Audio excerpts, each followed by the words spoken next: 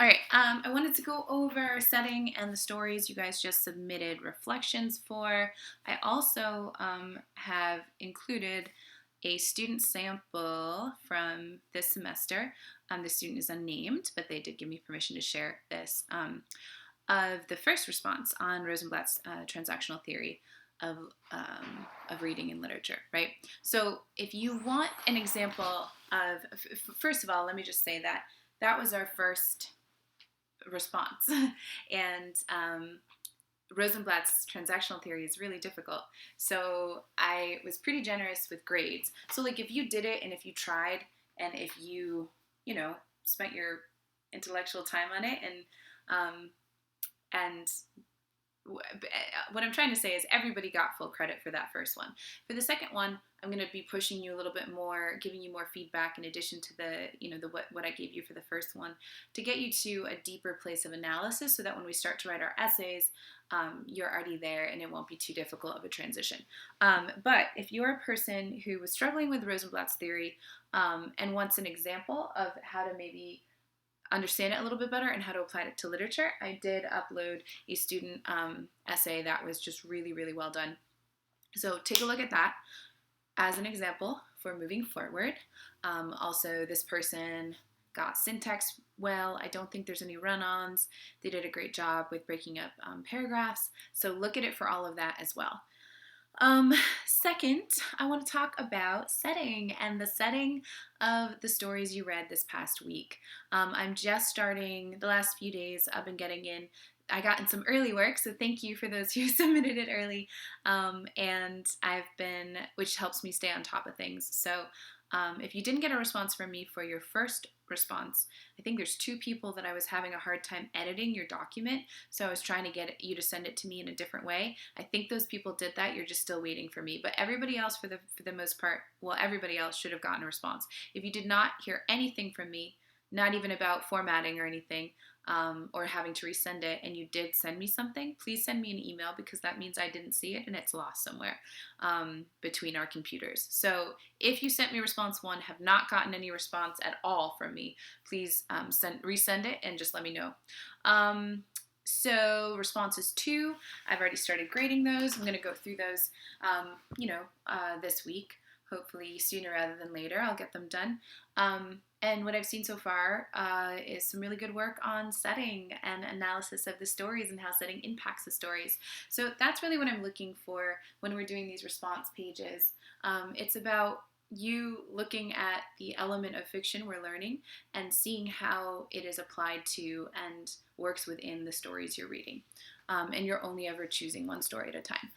So to quickly talk about setting in Girl by Jamaica Kincaid, A Pair of Tickets by Amy Tan, and The Lady with the Dog by Anton Chekhov.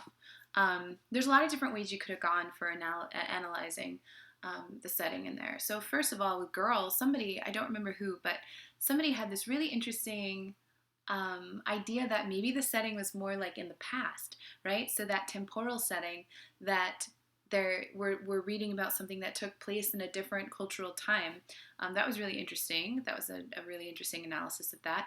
Also, the setting of Girl is not in the United States. It is definitely on an island. Jamaica Kincaid is from Antigua. She doesn't say in the story where the girl and her mother are living and discussing, but you can tell from kind of a discussion of the geography that it is, unless it's a seaside area in the United States, it's probably not the United States. So that's an interesting thing to think about too. Like, how well can you get into the story based on setting, and what bars you from the story if you've never grown up in that setting or you've never been in that setting? And then what can we learn about what setting we might think it is by researching, so we can connect to the story more. So with, my computer's gonna die. Amy Tan, we had A Pair of Tickets. So that's an excerpt of a longer piece from her. But with A Pair of Tickets, we have Amy Tan, who is a Chinese American. Well, we have the character, right? Not Amy Tan herself, but a character who's a Chinese American person who's going to China with her father after her mother's death. And so, although this is her ethnic and cultural heritage, she's not been here. This is a foreign land to her. This is not where she grew up, and she has this loss of her mother. And she's returning to the land of her mother after losing her mother, but she's very far from her own land, but somehow closer to her mother's heritage.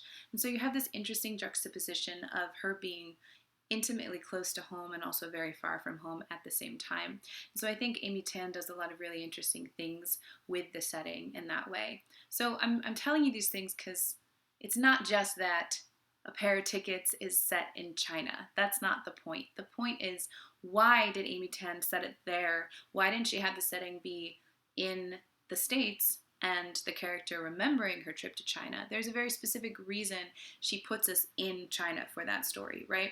Setting does more than just establish context.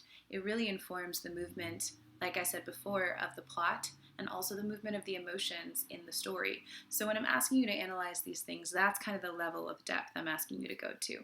And then, of course, The Lady with the Dog, Chekhov.